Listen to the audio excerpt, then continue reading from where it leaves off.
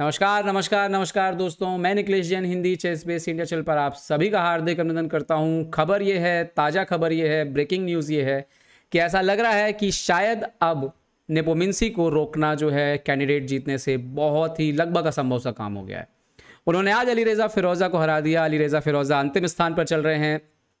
18 साल का युवा खिलाड़ी अपने पहले कैंडिडेट टूर्नामेंट में थोड़ा तो लग रहा है कि प्रेरणा खो चुका है, मोटिवेशन खो चुका है, और वो उनकी ओपनिंग के सिलेक्शन में और जिस तरह से वो चालों का चुनाव कर रहे हैं उस सब में नज़र आ रहा है कि कहीं ना कहीं थोड़ा निराश हैं अपने प्रदर्शन से। होता है, मैग्नस कार्लसन भी पहली बार फेल हो गए थे, लेकिन इस फेलियर का फ़ायदा किसको मिला? नेपोमिंसी को मिला।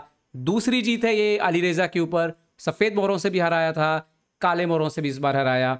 आइए देखते हैं क्या कुछ हुआ, क्या हुआ मुकाबले में। तो यहाँ पर सफ़ेद मोहरों से खेल रहे थे अलीरेज़ा फिरोज़ा। शुरुआत हुई E4 E5 night F3 night F6 से। और पिछले कई दिनों में हमने देखा है कि नेपोमिंसी ने पेट्रोव डिफेंस के ऊपर काफ़ी अच्छा काम हुआ है, यहाँ पर किया हुआ है। और यहाँ पर देखिए नेपो का इंटेंशन क्लियर है कि अगर आप ड्रॉ भी लेते हो तो मेरे को कोई दिक्कत नहीं, क्योंकि मैं 1.5 पॉइंट की लीड पे हूँ, मैं अपनी लीड को कंटिन्यू करना चाहूँगा। तो आप टूर्नामेंट के टॉप सीड हो तो ड्रॉ भी मुझे जो है वो चलेगा। लेकिन इस मैच में एक बार फिर से जो है अलीरेज़ा फिरोज़ा जो है उनके ओपनिंग का सिलेक्शन और उसके बाद वो जीत की तड़प जो है वो साफ दिखी। गलतियां हुई और नेपो ने फ़ायदा उठाया। नाइट इंटू E5, ठीक है, यहाँ पर से तो मेन लाइन होती है D6, नाइट F3 वापस जाता है, नाइट इंटू E4। और यहाँ पर हमने जो सबसे ज़्यादा लाइन खेली, अगर वाइट को एडवांटेज चाहिए होता है तो वाइट या तो D4 खेलता है, वाइट नाइट C3 की लाइन खेलता है अगर वाइट को जीतने के लिए खेलना है, या फिर क्वीन E2 वगैरह खेलता है। लेकिन यहाँ पर अलीरेज़ा ने C4 लाइन का सिलेक्शन किया, जो कि ऑलरेडी काफ़ी कम खेली गई है। और ख़ासतौर पे बात यह है कि नेपोमिंसी ने 2020 में वाइट से लाइन खेली है। ओके, सो नाइट C6 यहाँ पर नेपो खेलते हैं। और अब ये जो नेक्स्ट मूव का सिलेक्शन है वो बहुत ज़्यादा चौंकाता है। यहाँ पे हमने देखा है जो मेन लाइन अगर आपको खेलना है तो D4 करके ये एक बार फिर से जो है ट्रांसफ़र होने की गुंजाइश हो जाती है कई लाइनों में। लेकिन यहाँ पर D3 खेलते हैं नेपोमिंसी, इस घोड़े को पीछे भेजते हैं और फिर D4 खेलते हैं। तो यहाँ पर एक बात ये आती है कि यहाँ तक आते आते ऑलरेडी आप देखो कि ब्लैक को तो इक्वालिटी जो है वो मिल चुकी है, ठीक है। और यहाँ पर आप देखिए कि पहले एक मूव D3 आता है, डेफिनेटली आपका अपोनेंट का नाइट पीछे जा रहा है, और फिर D4 आता है। तो यहाँ से वाइट को जो है एक चाल का नुकसान तो होता है, ठीक है। वाइट के पास अभी हाथ में क्या है कि उसके पास शायद जो है अगर आप देखें थोड़ा सेंटर यहाँ पर बेहतर नज़र आ रहा है, ठीक है। ब्लैक कंटिन्यू करता है बिशप E7। नेपो यहाँ पर अलीरेज़ा ने खेला D5, यहाँ पर नेपोमिंसी ने खेला नाइट E5, और अब यहाँ पे वो खेलते हैं नाइट D4। और ये जो नाइट D4 है ये नॉवेल्टी है, मतलब 9वीं चाल में एक बार फिर से नॉवेल्टी खेल रहे हैं अलीरेज़ा, मतलब खुद की तैयारी में लेके जा रहे हैं नेपोमिंसी को यहाँ पर, ठीक है। कासल किया नाइट C3। सो नाउ यहाँ पर नेपोमिंसी एक मूव खेलते हैं बिशप G4। ये इंटरेस्टिंग चाल है। वो यहाँ पर पूछ रहे हैं कि क्या आप इस बिशप को बीच में करना चाहेंगे या फिर इस क्वीन को हटाना चाहेंगे। अगर नहीं तो आप स्ट्रक्चर जो है अपना उसको डैमेज करिए। तो F3 खेला यहाँ पर अलीरेज़ा ने, बिशप D7 पर वापस आ गया।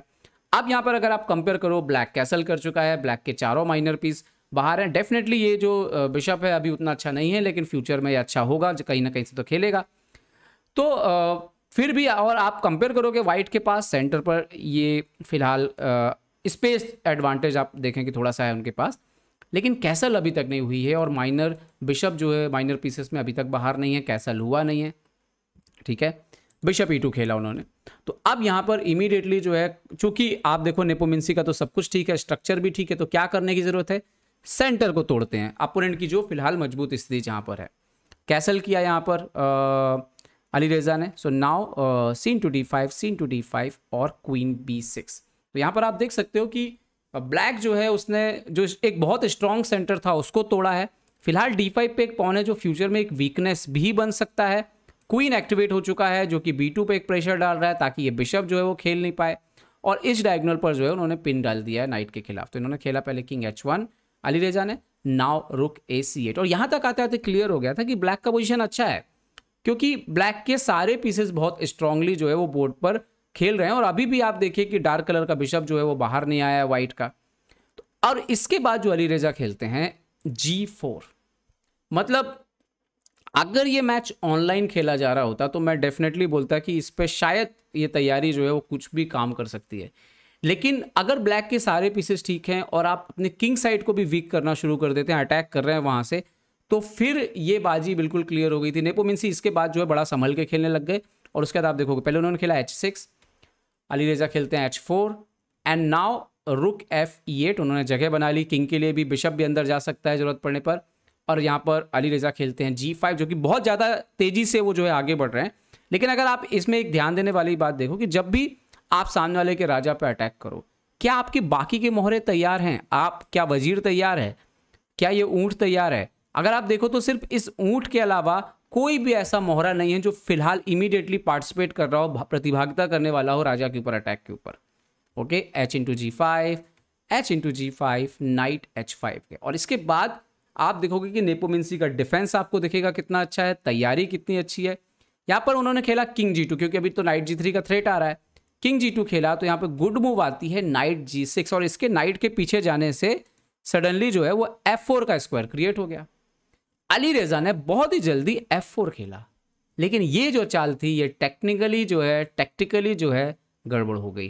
क्या हुआ? वही होता ना कि अगर आपका डेवलपमेंट पूरा ना हुआ हो और फिर भी आप अटैक करने की कोशिश करें तो कहीं ना कहीं तो टैक्टिकल शॉट आएगा। वही हुआ, नाइट H/F4, पॉन मर गया, बिशप F4। तो अभी तो आप लगेगा कि पीस मर गया यहाँ पर ब्लैक का लेकिन यहाँ पर गुड मूव थी ब्लैक की, क्वीन B2। अभी क्या हो रहा है? C3 का नाइट मर रहा है, ठीक है, उन्होंने बचाया नाइट E4। तो गुड मूव आता है नेक्स्ट यहाँ पर रुक C4। अभी आप देखो कि ये बिशप पिन है और इस रुक को मार नहीं सकते, और फिर D4 पर अटैक हो गया। तो यहाँ पर पीस जो है वो वापस किसी भी कीमत पर जो है यहाँ पर मिल रहा था नेपोमिंसी को। तो यहाँ पर इन्होंने खेला बिशप E3, सपोर्ट लगाया पीछे आके। तो यहाँ पर नेपोमिंसी का दूसरा फिर गुड मूव आता है बिशप G5। अब अगर आप बिशप को लेकर के बिशप को मारने के लिए हटते हैं तो रुक E4 अटैक आ रहा है क्वीन के ऊपर, पहले आएगा और उसके बाद ये रुक मर जाए, ये नाइट मर जाएगा। तो फुल जो है सारे पीसेज जो है वापस मिल रहे थे यहाँ पर। सो उन्होंने खेला रुक B1, नाउ क्वीन A2, रुक A1, और यहाँ पर नेपोमिंसी ने जो है बढ़िया चाल खेली। टैक्टिकली आप देखो बिल्कुल परफेक्ट खेले। बिशप G5 टाइम पे आया, नाइट F4 टाइम पे आया, क्वीन B2 टाइम पे आया, रुक C4 टाइम पे आया, और अब रुक D4 टाइम पे आया। अगर मान लीजिए कि यहाँ पे बिशप D4 वगैरह खेलने की कोशिश करें तो क्वीन D5 के बाद भी पोजीशन बहुत ख़राब है। वो नाइट को बचाना जो बहुत इम्पॉसिबल है। आप सोचो कि बिशप F3 रख दें तो नाइट H4 आ रहा है, और आप बिशप D3 तो रख नहीं सकते, बिशप D3 रखेंगे तो क्वीन D4 आ रहा है।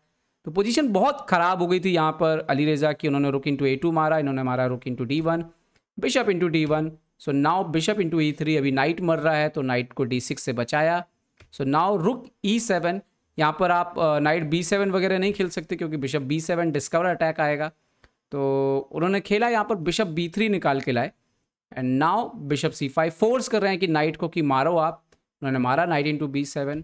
नाउ बिशप B7 जो है वो सेफ आके बैठ गया, और अब यहाँ पे इन्होंने खेला बिशप C4 ताकि बिशप B5 को रोका जा सके, डिस्कवर अटैक को। सो नाउ रुक E3, अभी बिशप H3 का थ्रेट है यहाँ पर, ताकि ये मतलब पूरी तरह से ये जो दो बिशप है, नाइट है, रुक है, सब कमाल कर रहे थे। और पॉन भी आप देखिए यहाँ पर दो पॉन अप हो चुका था ब्लैक। उन्होंने खेला king H1। So now bishop H3 attack किया रुक के ऊपर, रुक खेला C1। So now bishop F5, अभी बिशप E4 का थ्रेट है। सो बिशप F1 गए यहाँ पर वापस, बट बिशप E4 चेक के बाद जो है यहाँ पर अली रेजा ने रिज़ाइन कर दिया। क्यों?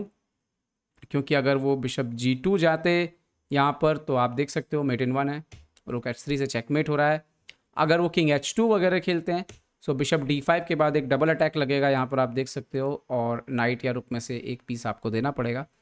तो ये पूरा जो मैच था यहाँ पर अगर हम ध्यान से देखें तो मुझे लगता है कि सबसे पहले तो ओपनिंग का सिलेक्शन D3 D4 यहाँ पर, और उसके बाद एक डेस्परेट अटैक करने की कोशिश यहाँ से G4 करके, जब तक उनके मोहरे भी नहीं निकले थे। इसमें यह भी जरूर ध्यान देने वाली बात है कि नेपोमिंसी का जो प्ले रहा है वो काफ़ी अग्रेसिव रहा। उन्होंने सारा टाइम पे पीसेस को लेके आए, और यहाँ पर डिफेंस जो है बिल्कुल बराबर रखा, उन्होंने कोई मौका नहीं दिया। उसमें इस बात का भी योगदान है कि अली रेजा के पीसेस एक्टिव नहीं थे। और उसके बाद जैसे ये मूव देखिए, ये दिखा रहा है कि नेपोमिंसी कितने अच्छे फॉर्म में है। जब आप अच्छे फॉर्म में होते हो और ख़राब फॉर्म में, दोनों चीज़ यहाँ पे दिखेंगी। नाइट F4 जैसे मूव को दिखना, F4 मिस हो जाना, ये जब आप खराब फॉर्म में हो या आपका मन ना कर रहा हो खेलने का, कुछ ऐसा हो सकता है, क्योंकि इतना बड़ा मंच है यहाँ पे आके इस तरह से फेलियर होना, अली रेज़ा को भी जो है उसका दुख बहुत ज़्यादा हो रहा होगा, और अभी छोटे हैं तो वक्त लगेगा मेंटली और परिपक्व होने में। तो ये मूव्स मिस होना, और यहाँ पर आप देखो कि नेपोमिंसी को वो सब कुछ दिख रहा है जो दिखना चाहिए, रुक C4, उसके बाद बिशप G5, उसके बाद रुक इनटू D4। तो जो टाइमली आप देखिए कि जो चालें दिखनी चाहिए वो नेपो को दिख रही हैं, वो ज़ोरदार फॉर्म में है और बढ़त को मजबूत कर चुके हैं। तो दोस्तों ये अब देखना होगा कि आज के गेम के बाद क्या उनकी बढ़त 2 अंकों की हो सकती है, क्योंकि अगर करवाना और डिंग का मैच ड्रॉ हुआ तो, और नाकामुरा का मैच ड्रॉ हुआ तो बिल्कुल ऐसा हो सकता है। अगर कोई जीता वहाँ से तो फिर 1.5 अंक की तो बढ़त बरकरार है ही है, और अब सिर्फ 3 राउंड जो है वो बाकी रह गए हैं, तो इसीलिए देखना होगा कि अब क्या होता है यहाँ पर। उम्मीद करता हूँ ये वीडियो आपको पसंद आया होगा, पसंद आया तो लाइक शेयर और सब्सक्राइब करना ना भूलें। देखते रहिए ChessBase India. ChessBase India के लिए मैं निखिलेश जैन। जय हिंद दोस्तों।